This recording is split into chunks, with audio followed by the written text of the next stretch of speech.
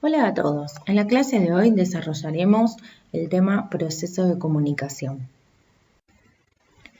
¿Y qué es el proceso de comunicación? Es el fenómeno a través del cual se posibilita la transmisión de información entre un emisor y un receptor.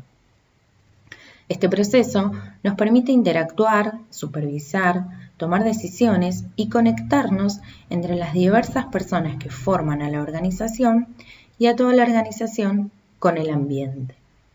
Que este proceso se dé dentro de la organización y pueda funcionar de la mejor manera es muy beneficioso. Cuando hablamos, no solo decimos con nuestras palabras, sino que también, y mucho más influyente, en nuestra comunicación no verbal. Y con esto nos referimos a los gestos, a las expresiones faciales, a los movimientos corporales que dentro de una comunicación tienen el mayor peso, porque transmiten muchos significados, como por ejemplo los movimientos de las manos o aquella persona que frunce el entrecejo dice algo diferente a aquella que sonríe. Luego está el tono de voz, que es el énfasis que se da a las frases o a las palabras para transmitir un significado. Un tono de voz suave y tranquilo comunica interés y transmite un significado diferente que si se emplea una entonación brusca y dando mayor peso a la última palabra. Y luego están las palabras. El proceso de comunicación tiene que estar compuesto, por lo menos, por un emisor, un mensaje y un receptor. El emisor es quien envía ese mensaje a través de un canal y el receptor es quien lo recibe, respondiendo con una acción. Si algunos de estos componentes básicos faltaran, el proceso no se llevaría a cabo. Los elementos del proceso de comunicación son un emisor, la codificación, el mensaje, la decodificación, un receptor, los ruidos y la retroalimentación. Vamos entonces a analizar a cada uno de los elementos del proceso de comunicación. Emisor. Aquí es donde nace la información, el punto de partida. El emisor puede ser una persona o un grupo de personas, o bien la organización. El emisor tiene la necesidad de transmitir una información, ya sea a una persona, a un grupo de personas o a la organización. Codificación. Es la conversión de un mensaje en símbolos. Hay que hacerla antes de emitir la información para que pueda ser interpretada por el receptor. Por ejemplo, si tenemos que enviar una nota de pedido a un proveedor del exterior, se deberá codificar la información empleando un idioma que pueda ser interpretada por el receptor. Mensaje. Es el propósito a ser comunicado. Es la forma física que toma la información. El mensaje puede ser de diversas formas, oral, escrito, gestual, pero debe definirse en función al receptor. Canal. Es el medio por el que viaja un mensaje. El canal elegido debe ser apropiado a las características del mensaje que se quiere transmitir. Cuando hablamos de canal, nos referimos al teléfono, al celular, como transmisión oral, a las cartas, informes, memos, notas, como transmisión escrita, y hoy también existe lo que es la transmisión informática, como el mail o las redes sociales. El receptor es quien recibe el mensaje del emisor y lo traduce en información para generar una acción. El receptor puede ser una o varias personas. Si el mensaje no llega al receptor, entonces no se perfecciona el proceso de comunicación. Es inexistente. Lo mismo pasa si llega, pero se interpreta de modo diferente. Decodificación. Es la traducción del mensaje codificado a su forma original, proceso mediante el cual el receptor interpreta el mensaje con su propio marco de referencia, que impacta sobre sus percepciones, el cual lo llevará a ejecutar la acción esperada. Retroalimentación. Proceso complementario al de comunicación. A través de la retroalimentación se verifica la aplicación en la realidad de cómo se ejecutó el mensaje original. Esto nos permite conocer si la información fue debidamente interpretada y aplicada. El proceso de comunicación puede darse en dos sentidos. Uno, si el emisor no espera la retroalimentación del receptor, y dos, si sí la espera. Ruido. Ruido es cualquier alteración que interfiera con la transmisión, recepción o retroalimentación de un mensaje. Son todas las interferencias que puedan existir en la comunicación y afectan la calidad de la misma. El ruido perturba la comunicación. Existen distintos tipos de ruidos. Podemos hablar de 6 tipos de ruidos en la comunicación humana. El ruido físico. Este ruido es externo, tanto al emisor como al receptor, e incluye cualquier sonido que impida que se hable y que se entienda correctamente. Por ejemplo, el elevado volumen de la música en un bar, una obra en construcción o el ruido del tránsito. Psicológico. Cuando hablamos de este tipo de ruido nos referimos a alguna interferencia mental que impide que el receptor escuche, ya sea porque la mente del oyente está pensando en otra cosa o por algún tipo de despiste. Fisiológico. Nos referimos a un ruido fisiológico cuando ya sea el emisor o el receptor sufre algún tipo de problema físico o mental, como la migraña, un oído taponado, dolor bucal, entre otros. Semántico. Cuando no se comparte el significado del mensaje.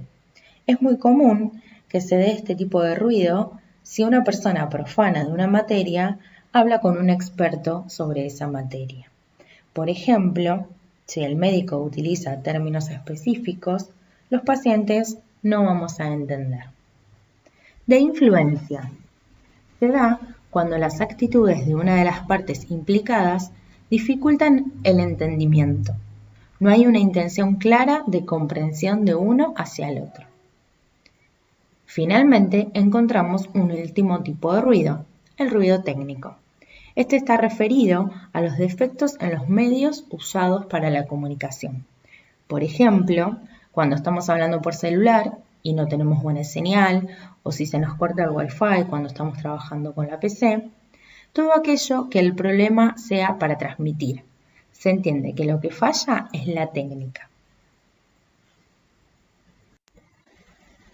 Dentro de la comunicación existe un concepto importante a tener en cuenta, la redundancia, el cual se refiere a la repetición o al uso reiterado de las palabras para decir o remarcar una idea.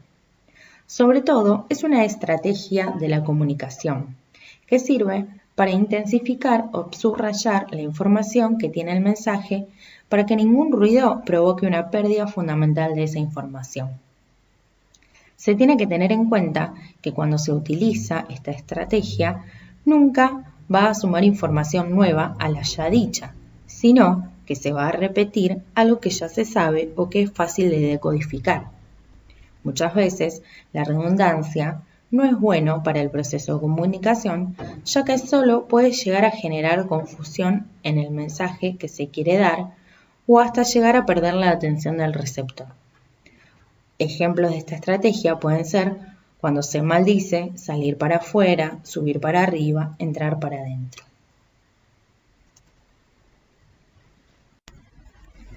La comunicación puede ser un fenómeno interesante, sobre todo en las organizaciones, como ya hemos visto. Para esto es necesario revisar algunos aspectos importantes de la comunicación organizacional y los tipos de comunicación que podemos encontrar en ella. Para esto, en las próximas filminas vamos a incluir los tipos de comunicación que se pueden dar dentro de la organización, la dirección del flujo de la comunicación, la importancia de una buena comunicación y los tipos de redes en la comunicación organizacional. Si hablamos de los tipos de comunicación dentro de la organización, podemos decir que la comunicación formal es aquella que se lleva a cabo de acuerdo con los esquemas laborales prescriptos por la organización y su estructura. Por ejemplo, cuando un superior le pide a un empleado que realice una tarea, o cuando un empleado comunica un problema a su superior.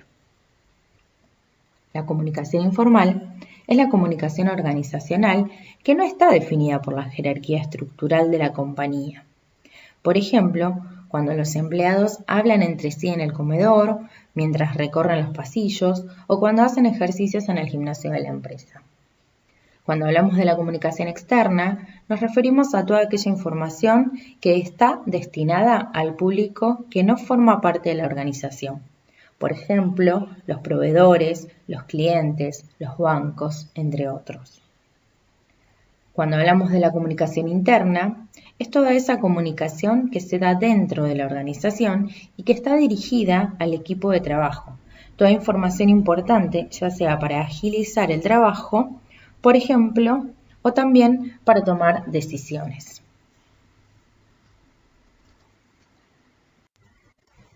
En esta filmina vamos a ver cómo puede fluir la comunicación organizacional.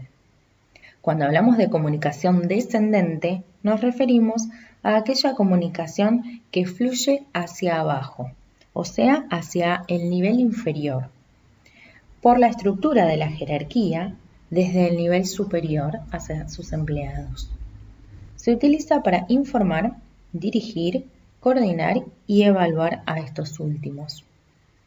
Por ejemplo, cuando se asignan metas a los empleados, cuando se les explican las responsabilidades de sus puestos, cuando se les informan acerca de las políticas y procedimientos de la organización, cuando se señalan problemas que deben ser atendidos o cuando evalúan su desempeño, estamos utilizando la comunicación descendente. La comunicación ascendente es aquella que fluye de los empleados hacia sus superiores, ya sea hacia el nivel intermedio o hacia el nivel superior, y mantiene a estos últimos informados sobre cómo se sienten sus subordinados respecto de su trabajo, de sus compañeros de trabajo y de la organización en general. Se utiliza para el control. Algunos ejemplos de comunicación ascendente son los reportes de desempeño elaborados por los empleados, los buzones de sugerencias, las encuestas sobre las actitudes de los empleados, los procedimientos para las quejas y las sesiones informales de grupo en las que los trabajadores tienen la oportunidad de analizar los problemas con su gerente o con los representantes del nivel superior. La comunicación lateral es aquella que se lleva a cabo entre los empleados del mismo nivel organizacional. En el dinámico entorno actual, es frecuente utilizar la comunicación horizontal para ahorrar tiempo y para facilitar la coordinación. Por ejemplo, cuando se trabaja entre dos o más áreas de la organización, equipos interfuncionales, que dependen mucho de esta forma de interacción para comunicarse. Los flujos verticales y horizontales de comunicación organizacional pueden combinarse en una variedad de patrones llamados redes de comunicación. En la red en cadena, la comunicación fluye de acuerdo con la cadena formal de mando, tanto de manera descendente como ascendente. La red de rueda representa la comunicación que fluye entre un líder fuerte y claramente identificable y los demás miembros de un equipo o grupo de trabajo. El líder funciona como el conducto a través del cual fluye toda la comunicación. En la red de todos los canales, la comunicación fluye libremente entre todos los integrantes del equipo de trabajo. El tipo de red a utilizar depende del objetivo que se tenga. Podemos ver el resumen de la eficiencia de cada red de acuerdo a 4 criterios: rapidez, exactitud, la probabilidad de que surja un líder y la importancia de la satisfacción de los miembros. En base a estos datos, podemos decir que ninguna red es mejor que las demás en todas las situaciones. A modo de resumen, podemos decir que la buena comunicación dentro de la organización tiene gran importancia, porque esto nos va a permitir tener mayor adaptabilidad a los cambios, ya sean imprevistos o no. Esto es gracias a la buena comunicación con los empleados, quienes nos informarán de las nuevas tendencias en el sector. Una buena comunicación va a llevarnos a tener bien informados a todos los que forman parte de ella y de esta manera a mantenerlos motivados. Poder ofrecer datos de la organización, su funcionamiento y avance a los clientes y proveedores, por ejemplo, mejora la imagen corporativa de la compañía sin dudas. Comunicar las acciones de la organización, las novedades, ganancias, pérdidas, avances, logros o no, a quienes forman parte de ella, hace que se sientan parte y se genere un mayor compromiso por parte de todos para llevar adelante proyectos. Una buena comunicación va a agilizar y facilitar el proceso de toma de decisión, ya que sin o con poca información hemos visto que no es el mejor escenario para la toma de decisiones.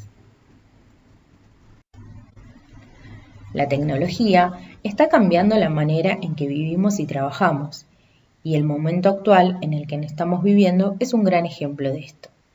La tecnología tan cambiante representa una importante fuente de incertidumbre del entorno que enfrentan las organizaciones, ya que los avances en las tecnologías son muy rápidos y de esta manera te obliga a estar siempre actualizado, porque si no, cualquier medio queda obsoleto.